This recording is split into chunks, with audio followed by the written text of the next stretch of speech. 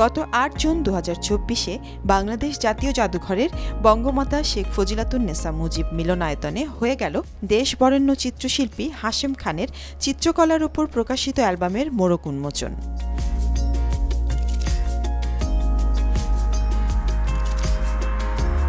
অনুষ্ঠানে মঞ্চ আলোকিত করেন চিত্রশিল্পী হাশেম খান সহ সাংস্কৃতিক ব্যক্তিত্ব আসাদুজ্জামান নূর, গণপ্রজাতন্ত্রী বাংলাদেশ সরকারের সংস্কৃতি বিষয়ক প্রতিমন্ত্রী নাহিদ ইজাহার খান, মাননীয় প্রধানমন্ত্রীর শিক্ষা ও সংস্কৃতি বিষয়ক উপদেষ্টা ড কামাল আব্দুল নাসের চৌধুরী, বেঙ্গল ফাউন্ডেশনের মহাপরিচালক লুভা নাহিদ চৌধুরী ও মুক্তিযুদ্ধ জাদুঘরের ট্রাস্টি মফিদুল হক।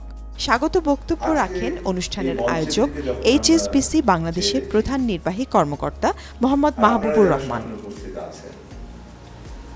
আমার মধ্যে একটা বোধের সৃষ্টি হচ্ছে, সেটা হচ্ছে আলোর মিছিল। আমি কেন এই আজকের এই অনুষ্ঠানে সবাইকে দেখে আমার মধ্যে এই আলোর মিছিলের ভাবটি আসলো। এরপর একে একে বক্তব্য রাখেন মঞ্চে উপবিষ্ট অতিথিবৃন্দ। হাশেম ভাই তার প্রজন্ম 60-এর দশকে যখন বাংলাদেশে তারা এই চারুকলার পাঠ সমাপ্ত করে শিল্পের একটা অভিযাত্রায় যুক্ত হচ্ছেন, আমরা তার পিছে পিছে ছিলাম আর কি। ফলে কিছুটা পরবর্তী সময়ে অনেক কাজের সঙ্গে এই কাজ দেখা এবং অনেক রকম কাজে সম্পৃক্ত হওয়ার সুযোগ আমাদের ঘটেছে।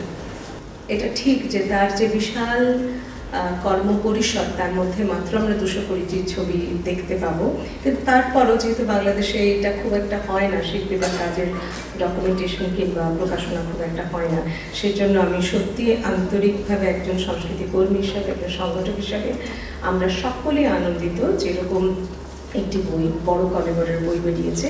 আমরা তখন তো ধুন্ধুমার কাজ হচ্ছে আর কি, তখন তো পোস্টার হাতে লেখা হতো, ছাপা টাপা হতো না, এবং সেই পোস্টার আমরা রাত ভোর দেওয়ালে দেওয়ালে লাগিয়ে বেড়াতাম।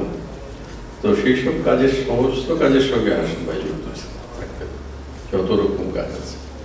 এবং শহীদ মিনারে আমরা খুব বড় বড় ব্যানার লাগাতাম, তখন আমাদের আন্দোলনের সংগ্রামের ছবি, বিশেষ করে 21শে ফেব্রুয়ারিকে ঘিরে। সেখানে আমাদের দেশের সমস্ত বড় বরেণ্য শিল্পীরা অংশগ্রহণ করতেন এবং হাশেম ভাই তাদের মধ্যে অন্যতম প্রধান ব্যক্তি ছিলেন, এবং তখন থেকে হাশেম ভাইয়ের সঙ্গে ওঠা বসা। আমাদের প্রিয় শিল্পী হাশেম খান, তার হয়তো মনে নেই, কিন্তু তাকে আমি প্রথম দেখি শ্রীমঙ্গলে। শ্রীমঙ্গলে সে সময় আমি উপজেলা ম্যাজিস্ট্রেট হিসেবে দায়িত্ব পালন করেছি। শুনলাম শিল্পী হাশেম খান আসবেন এবং কচিকাঁচার মেলার একটা অনুষ্ঠান, তো সেখানেই প্রথম তার সঙ্গে দেখা হওয়ার একটা সুযোগ হয়েছে আমার। শিল্পী হাশেম খান একজন পরিণত একজন ইনস্টিটিউশন, এবং আমরা বাংলাদেশের সবাই যেন ওনাকে ওই শ্রদ্ধা জানাই, ওই ভালোবাসি, এবং ওনার যা কর্ম, যেই সব ওনার কর্ম আছে সেইগুলো যেন আমরা সুন্দরভাবে রেস্টোর করি। আপনারা ভাবতে পারেন বেঙ্গল ফাউন্ডেশন থেকে যে কয়টি আন্তর্জাতিক সঙ্গীত সম্মেলন হয়েছিল বাংলাদেশের ইতিহাসে, এগুলো এক একটি মাইলস্টোন। আলোচনা শেষে অ্যালবামটির মোড়ক উন্মোচন করেন আমন্ত্রিত অতিথিরা।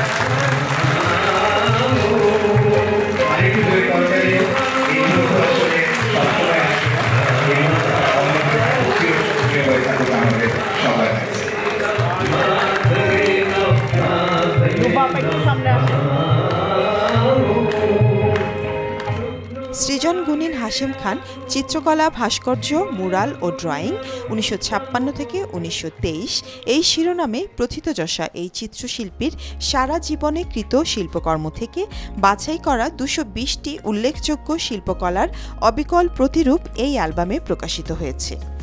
ছোটবেলায় কচিকাঁচার আসর, এই সমস্ত জায়গায় প্রথম এই ভদ্রলোকের, এই শিল্পীর ছবি দেখি, মূলত ইলাস্ট্রেশন, অলঙ্করণ, বই কিংবা ছড়া কিংবা অন্য কোনো শিশুদের জন্য সাহিত্যের। তিনি খুবই সহজ সরল এবং অ্যাক্সেসেবল, মানে ওনার কাছে যে কেউ যেতে পারে। আজকের অনুষ্ঠানে এসে আমার প্রথমেই যেটা ভালো লেগেছে, আমি তাকিয়ে দেখেছি মঞ্চটা, তো আমার মনে হয়েছে যে এত সুন্দর মঞ্চ বোধহয় এটা আমাদের স্যারের পক্ষেই সম্ভব। বেশ কয়েক বছর ধরে আমি স্যারের উপরে কিছু গবেষণার কাজ করছি। গবেষণার সুবাদেও অনেক কিছু সংগ্রহ করেছি, স্যারের বই, স্যারের শিল্পকর্মের ছবি। শিল্পী হাসিম স্যার হলো পুরো একটা বাংলাদেশ।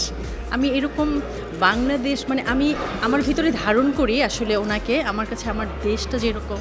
আমাদের শৈশব থেকে শুরু করে এখন পর্যন্ত আমরা ছবি বলতে যা বুঝি,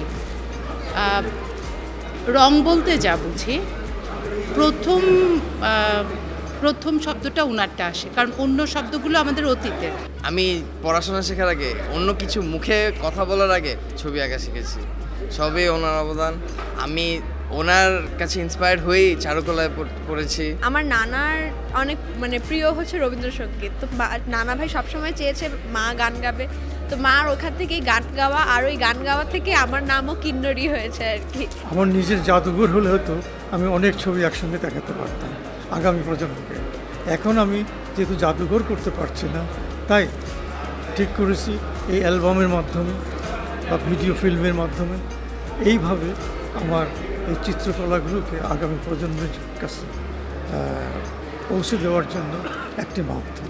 তো আজকে শুরু হলো এই অ্যালবামের প্রকাশের মাধ্যমে, এবং আমার আরও বহু শিল্পকর্মের অ্যালবাম এবং ফলিও ভবিষ্যতেও প্রকাশিত হবে। এই বছরই আরও 4-5টি প্রকাশিত হওয়ার কথা আছে।